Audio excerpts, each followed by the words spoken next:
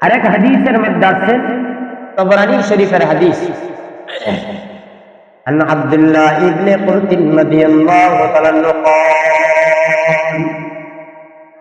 قال رسول الله صلى الله عليه وسلم আল্লাহর রাসূল বলেন أول ما يحاسب به العبد يوم القيامة নিশ্চয় হাসরের ময়দানে আল্লাহ রাব্বুল আলামিন বান্দার সর্বপ্রথম নামাজের হিসাব নেবে।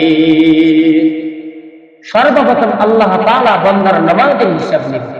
তাহলে হাসরের ময়দানে সর্বপ্রথম আল্লাহ রাব্বুল আলামিন বান্দার নামাজের হিসাব নেবে। আল্লাহর হক রয়েছে, আল্লাহর হকের মধ্যে আল্লাহ পাক রব্বুল আলামিন সর্বপ্রথম যে হিসাবটা নেবে সেটা হলো নামাজ।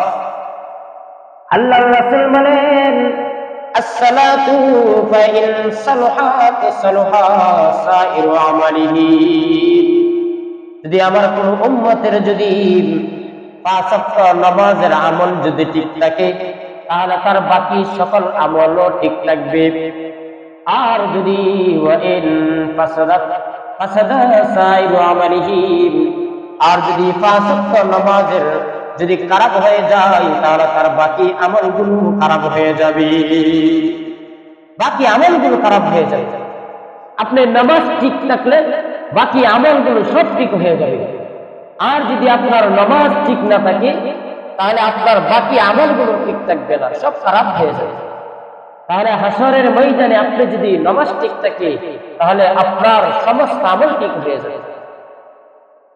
হাসরের ময়দানে সমস্ত মানুষ আমলের জন্য দৌড়াদৌড়ি করে, ইয়া নফসি বলবে।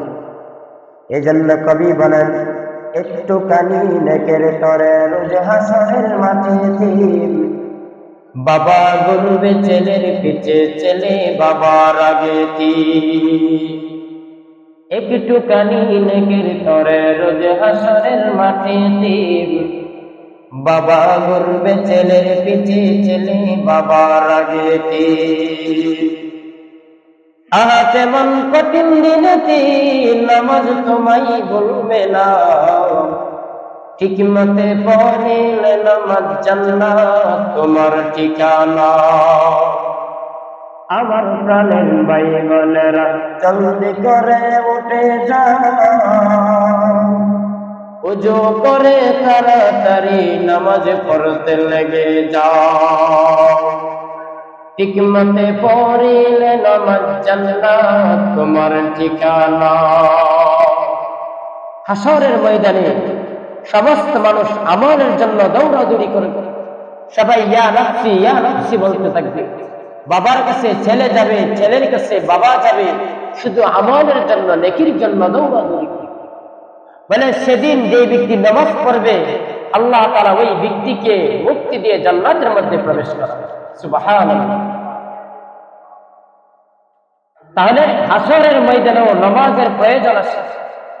হাদিসে পাকের মধ্যে আছেন যে ব্যক্তি নামাজ পড়বে আল্লাহ তাআলা ওই ব্যক্তিকে ফুল সিরাতের রাস্তা ৩০,০০০ বছরের রাস্তা চোখের পলকের নিয়ে আল্লাহ তাআলা পার করে দিবেন।